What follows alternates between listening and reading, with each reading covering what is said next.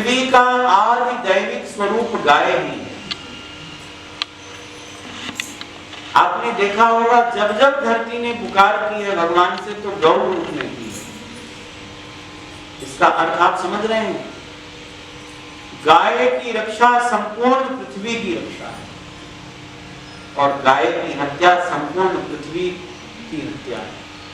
इसीलिए जो लोग गौ हत्या कर रहे हैं वो ये समझ लें वो गौ हत्या नहीं कर रहे, वो धरती को ही नष्ट कर रहे हैं। आप ही बताइए, यूरिया फर्टिलाइजर जो आजकल हो चल गया है, इससे अनाज उत्पन्न हो रहा है कि जहर उत्पन्न हो रहा है? पहले तो नहीं मानते थे लोग, लेकिन अब धीरे धीरे लोग पढ़ लिख रहे हैं, समझ रहे हैं, कब कहते नहीं भैया वो तो जहर है। और यूरिया फर्टिलाइजर के कारण जमीन भी बंजर होती जा रही है कि नहीं? उस जमीन को कैसे ठीक किया जा सकता है? केवल गाय के गोबर गोमूत्र के खाद के द्वारा ही ठीक किया जा सकता है, अन्य कोई साधन नहीं है। पहली बात। दूसरी बात, बाह्य प्रकृति को तो हमने इतना विकृत कर दिया और हमारे मानसिक प्रकृति भी तो खराब हो गई है मनुष्य की, तभी तो बाह्य प्रकृति खराब हो। तो मानसिक प्रकृति, मानसिक व्यक्ति ठीक कैसे हो? तो वह भी गौ सेवा से, गौ गप्पियों को धारण करने से, गाय का दूध दही घी गाय का ही प्रतिज्ञा पूर्वक लें तो हम पवित्र हो जाएंगे। गाय का नहीं है तो सूखी रोटी खा लो, लेकिन गाय का ही दूध दही घी लो। अभी एक बड़ी निंदनीय घटना आप लोगों ने भी सुनी होगी, तिरुपति बालाजी में। ऐसा क्यों हुआ?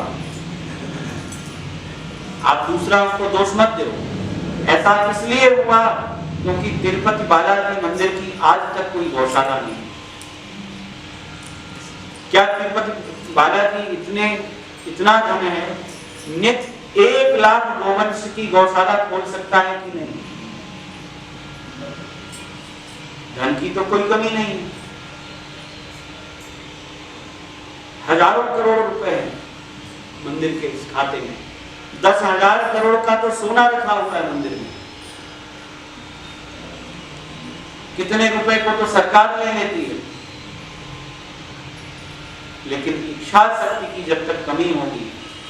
अच्छा, इतनी बड़ी घटना हो गई, तिरुपति बालाजी मंदिर ट्रस्ट से कभी हम हिंदू भाई लोगों से क्षमा याचना के लिए कोई बात आई कि हम क्षमा मांगते? किसी ने कुछ नहीं कहा। आप विचार करें, जिन पूज्या गौ माता को हम पूज्य भाव से मानते हैं, उस घी में गाय की चर्बी थी,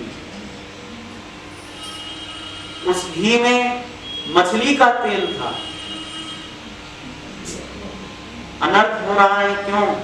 क्योंकि ये गौ हत्या हो गई। गौ हत्या के पाप से लोगों की बुद्धि समाप्त हो गई, विवेक नहीं रह गया लोगों में। यदि धरती को बचाना है तो बार बार हम कह रहे हैं गौवंश की रक्षा करेंगे, और उसमें भी ध्यान रहे देसी, भारतीय देशी गौवंश की रक्षा। नस्ल संवर्धन करना है तो भारतीय देशी गाय, अन्य गाय गाय नहीं है। तो दुधारू पशु हो सकता है, लेकिन जर्सी कोई गाय नहीं है। लोग जर्सी का ही दान आजकल करा देते हैं। जर्सी गाय का दान देने वाला भी नरक में जाएगा और लेने वाला भी नरक में जाएगा। क्यों? क्योंकि संकल्प तो किया हमने गोदान का, और फिर आप ही बताइए, क्या गाय दी दान में? गाय तो नहीं दी दान में। संकल्प किया गाय गोदान का और दे दिया दुधारू पशु, फिर नरक जाना पड़ेगा कि नहीं? झूठा संकल्प लिया ना, इसीलिए। अच्छा, आजकल ऐसे विचित्र लोग हो गए, ब्राह्मण भी कहते हैं मुझको तो जर्सी दे दो। देसी गौवंश को गोदान में नहीं लेंगे, जर्सी लेना चाहते हैं। भैया, देने वाला भी नरक में जाएगा और जो कह रहा है कि मुझे जर्सी चाहिए, वो लेने वाला भी नरक में जाएगा।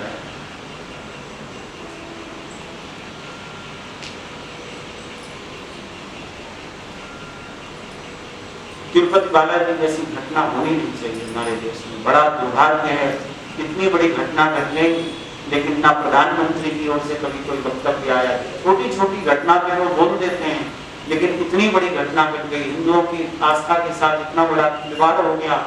बड़े बड़े मठाधीशों ने कुछ नहीं कहा, किसी और से हम क्या उम्मीद करें। बड़े बड़े बस हाँ हम खेद व्यक्त करते हैं। खेद व्यक्त करने से क्या होगा? सरकार पे दबाव बनाइए कि आप गौशाला बहुत बड़ी बने तिरुपति बालाजी की। जितने भारत के मंदिर हैं, अभी हम ब्रज भूमि में थे, माता जी गौशाला है बरसाना में, जो बरसाना गए होंगे तो कभी देखे होंगे, पूज्य श्री रमेश बाबा की माता जी गौशाला, वहां लगभग 65,000 गोवंश की गौशाला है इस समय, और प्रायः गोवंश कसाईयों से छुड़ाया हुआ है। ऐसा नहीं कि दूध देने वाला ही सारा गोवंश है। इतनी बड़ी गौशाला, वहां पर अभी गोष्ठी हुई विद्वानों की, तो वहां कहा ब्रजवासियों ने कि हम तैयार हैं, आप जितने बड़े बड़े संत महंत हो सब कार्यक्रम बंद करो, अपने मंदिर सामान्य पब्लिक के लिए बंद कर दो 3 महीने के लिए, और वृंदावन का प्रत्येक मंदिर बंद कर दो। आम पब्लिक के लिए पूजा सेवा होगी, लेकिन पब्लिक को दर्शन नहीं होगा। क्यों?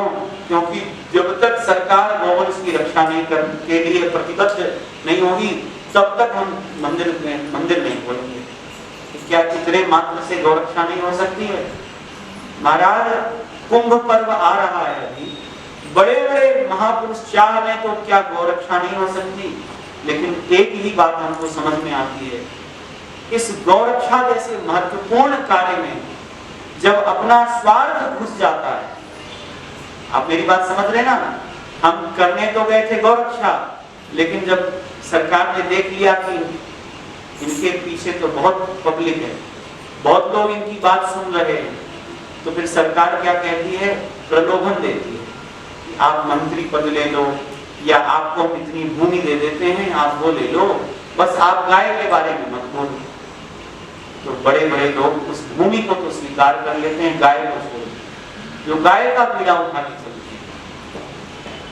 जब अपना स्वार्थ नहीं रह जाएगा, केवल यह रहेगा कि गाय की रक्षा कैसे हो, तो बस उसी से ही गाय की रक्षा हो सकती है। धरती का आदि दैविक स्वरूप का गौवंश ही है, गाय ही है, और धर्म का मूल गाय है।